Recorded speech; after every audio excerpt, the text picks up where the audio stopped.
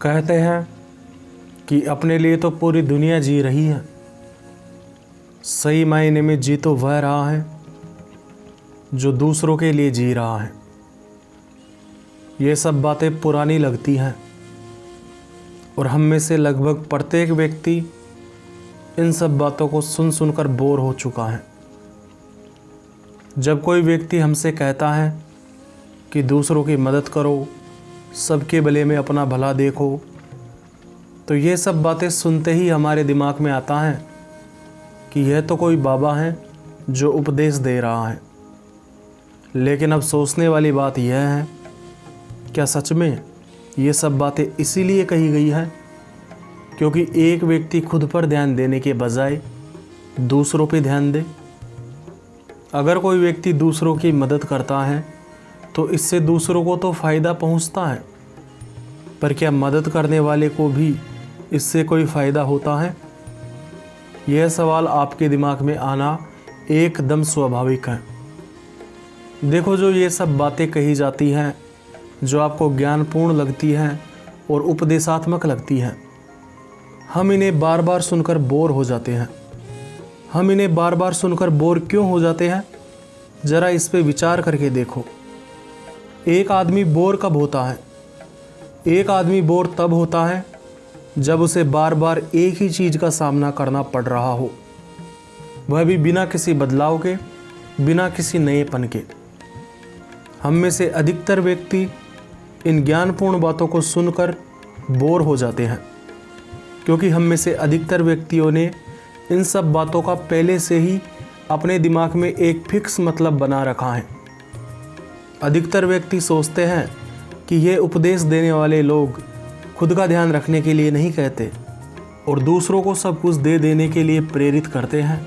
जब भी कोई आपसे ऐसी बातें कहता है तो आपके दिमाग में यही अर्थ बार बार निकलता है और जिसकी वजह से आप बोर हो जाते हैं।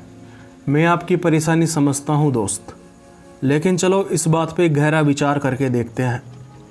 क्या सच में ये सब बातें जो हमें ज्ञानपूर्ण और उपदेशात्मक लगती है, ये हमारे हित में नहीं होती हैं बल्कि दूसरों के हित में होती है? ऐसा नहीं होता है दोस्त। ये बातें हमारे हित में भी होती हैं और दूसरों के हित में भी होती हैं, लेकिन इन बातों को कहने वाले लोग आपको सीधा कहकर चले जाते हैं, इनका गहरा अर्थ बताकर नहीं जाते हैं और अधिकतर व्यक्ति इनका गहरा अर्थ समझने की कोशिश भी नहीं करते हैं। हमसे कहा जाता है कि दूसरों का भला करो, हमसे कहा जाता है कि दूसरों को दान दो, उनकी मदद करो, तो हमें लगता है कि हमारे लिए तो कुछ हुआ ही नहीं है, बस दूसरों की ही बातें हो रही है। लेकिन तुम मुझे एक बात बताओ कि पेड़ की जड़ खुद पानी पिए बिना क्या उस पूरे पेड़ को पानी पिला सकती है? सीधा सा जवाब है, नहीं पिला सकती। ठीक उसी प्रकार एक व्यक्ति जो खुद संपन्न नहीं है, तो क्या वह दूसरों को दान दे सकता है या दूसरों की मदद कर सकता है? तो सीधा सा जवाब आता है कि नहीं। तो यहाँ पर इस बात का पूरा अर्थ यह निकलता है कि सबसे पहले खुद को संपन्न बनाओ और फिर दूसरों को संपन्न बनने में उनकी मदद करो। यदि आप थोड़ा सा भी लॉजिक का इस्तेमाल करेंगे तो आप खुद इस बात को समझ सकते हैं कि कहने वाले सिर्फ दूसरों के लिए नहीं कह रहे, बल्कि वे कह रहे हैं कि तुम खुद को संपन्न बनाओ, क्योंकि तुम खुद को संपन्न बनाओगे तभी तो दूसरों को कुछ दे पाओगे। तो पहली जिम्मेदारी तो तुम्हारी यही है कि तुम खुद का विकास करो, खुद को शारीरिक, आर्थिक, नैतिक इत्यादि रूप से शक्तिशाली बनाओ। सबके भले में ही अपना भला छुपा होता है। इस बात का मतलब यह नहीं है कि तुम सबका भला करो और तुम खुद को बर्बाद कर दो। इसका मतलब है कि यदि तुम दूसरों को उपयोगी सेवा प्रदान करोगे, दूसरों की समस्याओं का समाधान करोगे, तो वे लोग तुम्हें तुम्हारे जीवन की समस्याओं से निपटने में तुम्हारी मदद करेंगे। मतलब समझो कैसे? एक बिजनेसमैन है, वह किसी देश में ऐसा प्रोडक्ट लॉन्च कर देता है जो उस देश के लोगों की बहुत बड़ी समस्या को हल कर देता है। वह बिजनेसमैन एक भला आदमी है, इस वजह से वह उस प्रोडक्ट के दाम उतने ही रखता है जितना कि वास्तविक दाम उसका होना चाहिए। मतलब अपना खर्चा और बचत निकाल कर वह उसका दाम रख देता है। वह अतिरिक्त बेईमानी का मुनाफा कमाने की कोशिश नहीं करता है। तो ऐसी स्थिति में वो बिजनेसमैन लोगों को सेवा प्रदान कर रहा है, लेकिन क्या लोग उसे खुश होकर उसे अपनी संपत्ति देने के लिए तैयार नहीं होंगे? लोग ज़्यादा से ज़्यादा प्रोडक्ट खरीदेंगे और उस बिजनेसमैन को अपना पैसा देने के लिए तैयार होंगे। तो हो गया ना, सबके भले में अपना भला। बिजनेसमैन ने सबका भला किया तो सबने बिजनेसमैन का भला किया। सबके भले में अपना भला छुपा होता है बंदे। जब कोई सज्जन इस बात को दोहराता है तो अधिकतर नौजवानों के दिमाग में आता है, अरे यार ये फिर शुरू हो गया, ये अपनी जेब खाली करवा के मानेगा। तो मेरे दोस्त, ऐसी बात नहीं है। वह तुम्हारी जेब खाली करने के लिए नहीं कह रहा, तुम उसका गलत अर्थ समझ रहे हो। और शायद यह भी हो सकता है कि जो व्यक्ति ऐसी बात कह रहा हो वह भी दूसरों से रटकर यह बात कह रहा हो, उसे भी इस बात का सही से मतलब पता ना हो। भलाई करने का मतलब यह नहीं होता है कि हर बार आप अपनी जेब खाली कर दे। भलाई करने का मतलब इतना होता है कि आप भी खुश रहें और आपसे सेवा प्राप्त करने वाला भी खुश रहे। अगर आप धंधा करते हैं तो भलाई से आपका मतलब है कि आपका भी मुनाफा हो और सामने वाले का भी मुनाफा हो, ताकि वो आपको खुशी खुशी देने के लिए तैयार रहे, क्योंकि उसे आपका प्रोडक्ट, आपकी सेवा उतनी पसंद आ रही है कि वह ज़्यादा दाम देने के लिए भी तैयार है। अगर तुम्हें कुछ समय के लिए सक्सेस होना है, चाहे आपकी भूमिका कोई सी भी हो, चाहे एक बिजनेसमैन की हो, एक खिलाड़ी की हो, चाहे एक छात्र की हो और चाहे प्रसिद्धि पाने की हो, आप शॉर्टकट तरीके अपनाकर कुछ समय के लिए सफल हो सकते हैं। मना नहीं कर रहा मैं, हो सकते हैं, लेकिन ऐसी सफलता जल्दी तो मिल जाती हैं, लेकिन जल्दी मिलने की एक कीमत मांगती है जो अदा करनी ही पड़ती है। जो जल्दी सफलता चाहता है, जो शॉर्टकट से सफलता पाना चाहता है, उस व्यक्ति को अप्रत्यक्ष रूप से प्रकृति के साथ में एक एग्रीमेंट में साइन करना ही पड़ता है कि तू मेरे से समय से पहले सफलता मांग रहा है, तो इस बात का ध्यान रख कि ये सफलता ज़्यादा दिन टिकेगी नहीं, और जिस दिन ये जाएगी उस दिन ये तेरा बहुत कुछ छीन के लेकर जाएगी। और ये बात सच है। इतिहास में शॉर्टकट तरीके अपनाने वाले लोग, वे लोग जो अपने फ़ायदे को सबसे ज़्यादा केंद्र में रखते हैं, भले ही दूसरों का नुकसान हो जाए, ऐसे लोग कुछ समय के लिए तो सफल बन जाते हैं, लेकिन ज़्यादा समय के लिए सफल रह नहीं पाते हैं। और जब ऐसे व्यक्ति बर्बाद होते हैं तो बुरी तरह होते हैं। आपको ये बातें थोड़ी बहुत दार्शनिक लग रही होगी कि लालचंद मीना भी हमें ज्ञान देने लग गया, लेकिन मैं आपसे फिर कह रहा हूँ कि मीना जी आपको ज्ञान नहीं देगा। मीना जी आपको समझाने की कोशिश करेगा। मीना जी आपसे एक बात अनुभव के आधार पर कह रहा है कि अगर एक व्यक्ति को लंबे समय तक सफल होना है तो उसे सबके भले में ही अपना भला देखना होगा। जो व्यक्ति सबके भले में अपना भला देखता है तो शुरुआत में उसे लग सकता है कि वह व्यक्ति ज़्यादा प्रोग्रेस नहीं कर रहा, लेकिन लंबे समय में देखोगे ना, 10 साल 20 साल, और अगर वह व्यक्ति वैसे ही कार्य करता रहता है तो वो अचानक से छलांग मार जाता है। अब मैं कई व्यक्तियों के उदाहरण दे सकता हूँ जिन्हें मैंने खुद ने देखे हैं कि कई व्यक्ति होते हैं जिनका बिजनेस कम मेहनत करके भी चल गया क्योंकि उन्होंने शॉर्टकट अपना लिया, और कई व्यक्ति हैं जिन्होंने सालों लगा दिए सीखने में लेकिन कोई ज़्यादा तरक्की नहीं करे। लेकिन आगे जाकर इस बात का भी पता चलता है कि जो शॉर्टकट तरीके अपनाकर जल्दी सफल हुए थे वे ज़्यादा दिनों तक बच नहीं पाते हैं, पकड़े जाते हैं और समाज उन्हें बेइज्जत कर देता है। और ऐसे व्यक्ति जो सबके भले में अपना भला देखकर चलते हैं, शुरुआत में लगता है कि बंदा तरक्की नहीं कर रहा, लेकिन लंबे समय में देखने पर पता चलता है कि यह जो सही रास्ते पे चलने वाला व्यक्ति बार बार असफल हो रहा था, असल में यह असफल नहीं हो रहा था, बल्कि यह तो अपने मकान की नींव बना रहा था।